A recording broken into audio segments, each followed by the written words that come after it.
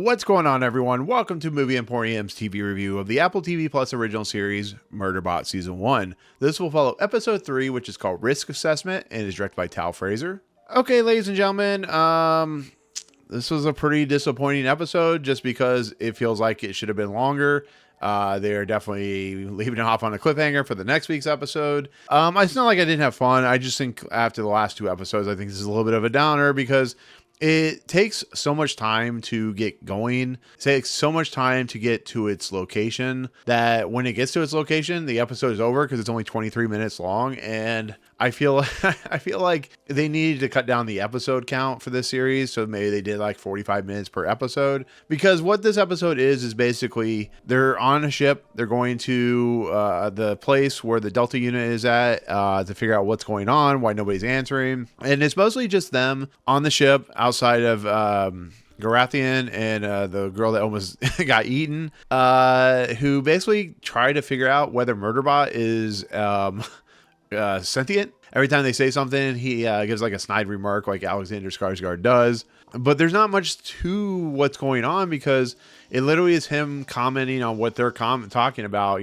whether it be, life in general or everything that's going on. But he's sitting there watching the TV shows that he's watching, which seem to be more interesting than the actual show itself, because there's this show where I think there's a robot that is half built and another character, and one of them like spreads the lipstick like in that Demi Moore does, and of course the substance, and it really is that's it. Like there isn't too much going on the ship. It's just, especially Rati, or however you say his name, he is the most questionable about what's going on with Murderbot. He like wants to bring him into the group. He wants to make him feel like it's included. I don't know. It's really weird. I think it's trying to spread itself too thin. I mean, we're talking about a 225 page novel, or kind of a novella in a lot of respects for the first season. And maybe it just needed less episodes because there were 10 episodes in this season. But I feel like they're not giving much to do in this episode. Once again, they're talking back and forth. Murderbot is commenting and commentating on what they're saying, and he's also watching Garathian and the woman who almost got eaten, and she's like really upset, and Garathian is like trying to console her in the best way he can, which is not really the greatest way possible. He also questions like, why should I have to go on this mission? I'm not really that important. So he stays behind, and then he goes into Mensa's room and sniffs her pillows. And there's some funny stuff, as the show's very comedic in its tone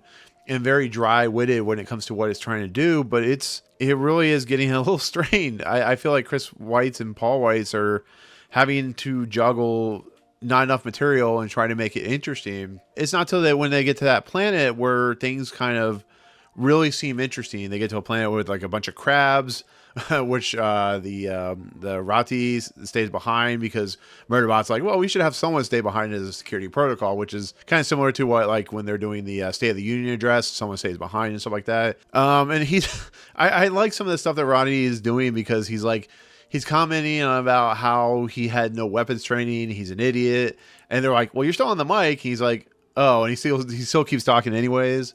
Once again, like, Murderbot is like, I'm gonna go explore, wait for me. If I'm not done in 10 minutes, definitely go and escape, get away, because I'm expendable, even though he's like starting to become sentient in a lot of respects. And I like how Mensa talks to Murderbot, and I like the idea of like Murderbot just feeling uncomfortable and kind of, I need to get out of this situation, which is very much, once again, like a kid situation where, when you become a teenager and stuff like that, you really just kind of want to do your thing, and you feel embarrassed by the people that created you or the people that control you. And, it really is funny. And, Mensa's like, maybe you shouldn't wear your helmet.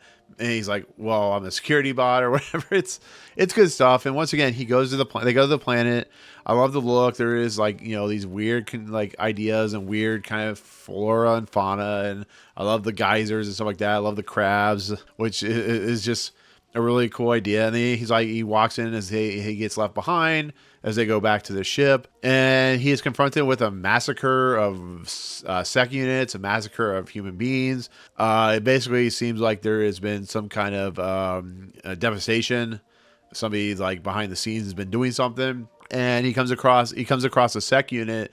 The thing I do appreciate about this series is we get that HUD look, the thing, the picture, and you know, the when he's watching the TV shows and when he's like making assessments, like with the pings and stuff like that. I like that stuff. And then he gets like, he's able to assess how the door needs to open, and when the sec unit attacks him, he's able to assess what the sec unit's going to do, similar to like, you know, what Robert Downey Jr. did in Sherlock Holmes, where he can go through like different modes and different screens to figure out what the sec unit is going to do so he can anticipate. I really like that stuff. I think that stuff's pretty creative. I think the visual effects are pretty decent in this episode.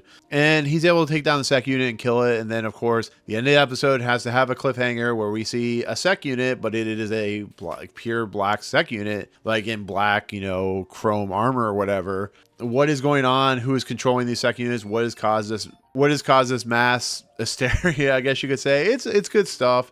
Once again, that's the problem. Like, you know, it's only 23 minutes long, so there's only so much you can talk about, but there's nothing that really drives the plot forward that feels very interesting. And for a character like Murderbot, who is considered it, they need to like go into more of his character, like give us more, give us something, because it really feels like they're spinning their wheels at this point, trying to get halfway through the season so the really interesting stuff can happen. But I don't know. I mean, I still enjoyed it. I still think it's fun to watch Alexander Skarsgård as this sentient cyborg or whatever, sentient robot, just kind of quipping and reacting to everything that everybody says. It's very much, like I said, a kid or a teenager reacting to what your parents say or the world around you, you know, on Twitter and stuff like that.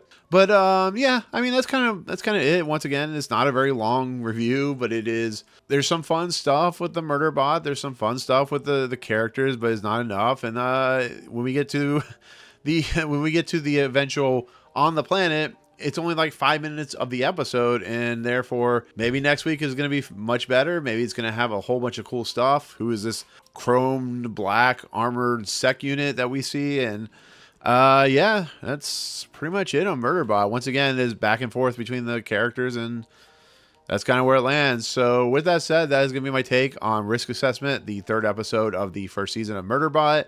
For my score, I'm going to give this like a 7 out of 10. I expected more. I didn't get a lot of what I was expecting. And 7 out of 10 seems perfectly justifiable for this episode. So I'm hoping next week's is much better. I'm going to start really kind of worrying where they're heading. But like I said, it could use way less episodes, probably 5 episodes, maybe an hour a piece or something like that. It'd be much more interesting. But there you go. Anyways, thank you so much for watching my review of Murderbot Season 1, Episode 3, Risk Assessment. I do appreciate it. Comments below. What do you think of this episode? What do you think overall of what they're going for? Did you like it? Did you not like it? All that good stuff. But if you like what you see on the channel, awesome. Hit the subscribe button to join Movie Emporium. Hit that notification bell at top to find what's coming next. If you like this video, awesome. Hit that like button. And as always, we'll see you guys on the next video. Peace out, guys.